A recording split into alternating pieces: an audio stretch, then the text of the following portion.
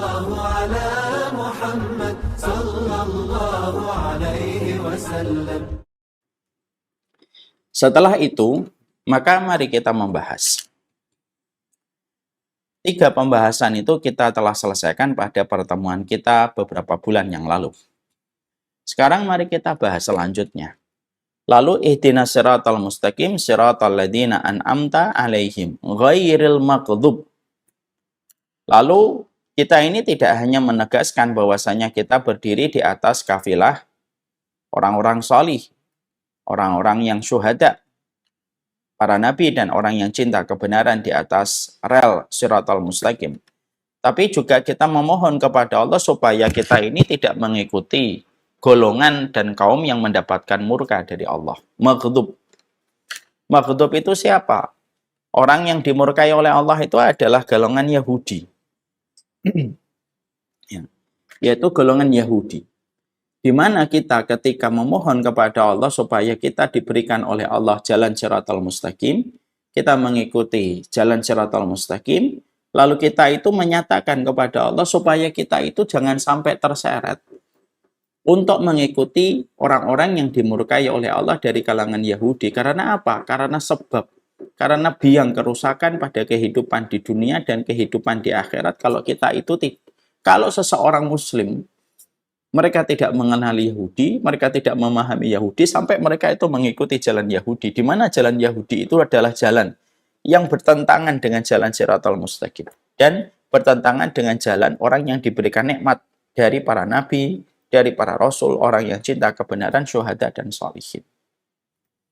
Makanya simpel sekali kalau kita akhirnya mendapati ada orang yang membela Yahudi, ketika mereka melampaui batas, ketika mereka mendolimi saudara-saudara kaum muslimin dimanapun, bukan hanya mendolimi kaum muslimin di Palestina orang Yahudi itu. Karena sesungguhnya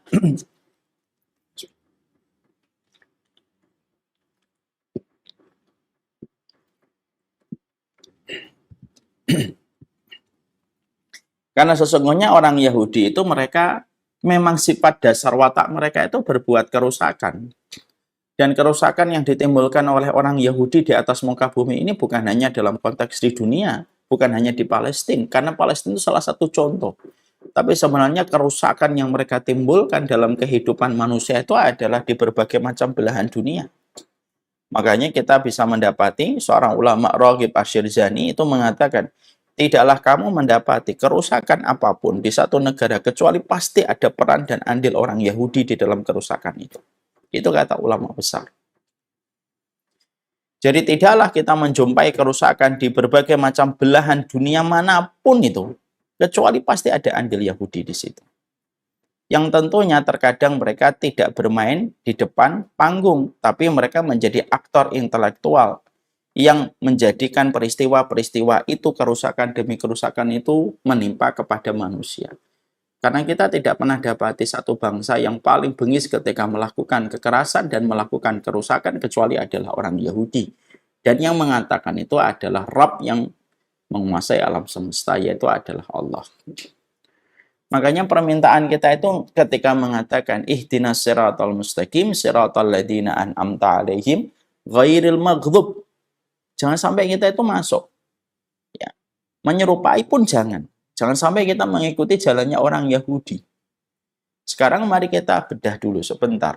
Jalannya orang Yahudi itu apa? Nanti kita kaitkan dengan peristiwa yang sekarang sedang terjadi menimpa saudara-saudara kita di Palestina. Karena kalau kita tidak membedah sifatnya orang Yahudi, sebagaimana yang dijelaskan di dalam Al-Quran, orang itu bisa ngomong dengan kebodohan. Hari ini, banyak orang yang mereka ngomong macam-macam tentang Yahudi, tetapi mereka ngomong dengan kebodohannya. Lalu mereka tidak tahu tentang ilmunya, sehingga mereka berkata yang menambah rumit persoalan yang terjadi di antara sesama muslim, ketika mereka itu tidak paham bagaimana ilmunya ketika membicarakan tentang orang Yahudi. Kalau kita ingin berbicara tentang orang Yahudi dan berbicara tentang setiap manusia, jangan mengandalkan pikiran kita. Jangan kita bermodal dengan mata kita dan akal kita. Kenapa? Mata kita dan akal kita itu sering salah. Makanya ada orang dia pergi ke Israel, ke Yahudi itu, lalu mengatakan ini Israel baik-baik. Jangan kita berkata kepada satu kaum yang sudah masuk kepada apa yang kita baca pada surat Al-Fatihah, lalu kita mengenali kaum itu dengan mata pikiran kita sendiri, tapi kita tidak mendengarkan penjelasan yang disampaikan Allah. Ini kan keliru banget.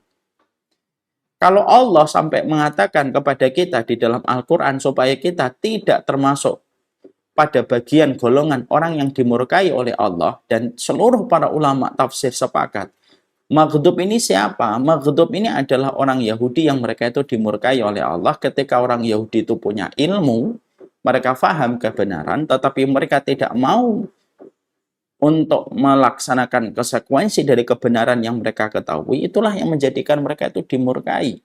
Dan tidaklah Allah itu murka kepada golongan Yahudi sampai Allah sampaikan di dalam Al-Quran, kecuali itu memang betul-betul memberikan kerusakan besar pada kehidupan peradaban manusia. Itu adalah ghairul maghdub, orang yang mereka dimurkai oleh Allah.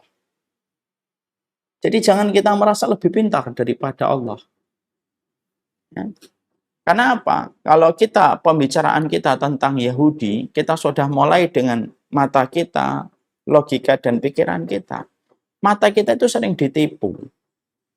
Hari ini saja kita terkadang kalau melihat film tidak bisa membedakan ini real scene atau ini green screen. Itu nggak bisa.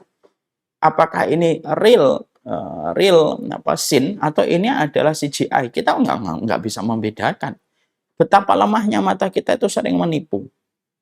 Berapa banyak orang kalau pada waktu malam melihat bayangan putih langsung mengatakan itu adalah pocong itu. Padahal bisa jadi kalau dia sejenak tidak ketakutan, melihat lebih mendalam dan diperhatikan, sebenarnya itu hanyalah benda putih yang terbang dari kain yang belum kering ketika jemuran belum diambil atau belum diangkat. Tapi karena sudah ketakutan, akhirnya dia berpikirnya itu salah dan mengambil kesimpulan yang salah. Mata kita ini sering menipu. Makanya dijadikan oleh Allah mata kita ketika semakin tua, semakin berkurang, daya kita memandang sampai harus pakai kacamata, dijadikan akal kita sering salah, sering lupa, itu supaya kita paham. Hidup itu tidak mengandalkan mata terus, hidup itu tidak mengandalkan kepala terus, tapi hidup itu mengandalkan sisi Allah yang ilmunya tidak pernah salah. Ini poin penting yang harus kita sepakati. Tapi kalau kita berhadapan dengan orang, salah satunya yang bicara tentang Yahudi dari versi akalnya, dari versi matanya, gitu, yang sangat subjektif, apa yang dilihat oleh matanya dan apa yang disimpulkan oleh kepalanya dan pikirannya, ya susah, tidak akan ketemu kita. Makanya karena ini merupakan bagian dari ghairil maghdub, kita harus kenali dulu nih, orang Yahudi itu apa? Supaya tidak ada lagi orang yang mereka terkena propaganda media, lalu mereka akhirnya menganggap bahwasanya orang Yahudi atau Zionis itu adalah orang-orang yang mereka itu layak mendapatkan ujian atau orang yang mereka itu mendapatkan kebaikan. Makanya kita harus paham di antara sifat-sifat bangsa Yahudi yang dijelaskan di dalam Quran. Maka ada banyak sekali, mari kita bedah supaya kita nanti tahu kenapa kok kita itu sampai memohon kepada Allah 17 kali, bukan hanya memohon supaya kita diberikan jalan yang lurus, tapi juga kita memohon kepada Allah supaya kita betul-betul tidak terjebak dan kita tidak mengikuti kehidupan dan sifat karakteristik orang Yahudi. Ya. Maka yang pertama kita mendapati orang Yahudi itu menyembunyikan kebenaran dan menyembunyikan ilmu. Ini yang pertama.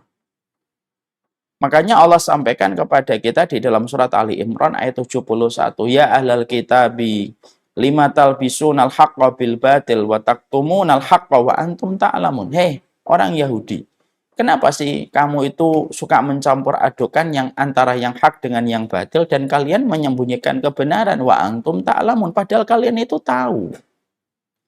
Padahal kalian itu mengerti. Ya. Jadi salah satu sifatnya orang Yahudi itu yang pertama itu apa? Orang Yahudi itu suka mencampur adukan kebenaran dan kebatilan. Dan mereka itu menyembunyikan ilmu. Mereka berani untuk menyembunyikan kebenaran yang Allah tetapkan di dalam kitab Taurat, disembunyikan sebagaimana kisah Abdullah bin Salam ketika mendapati orang yang berzina.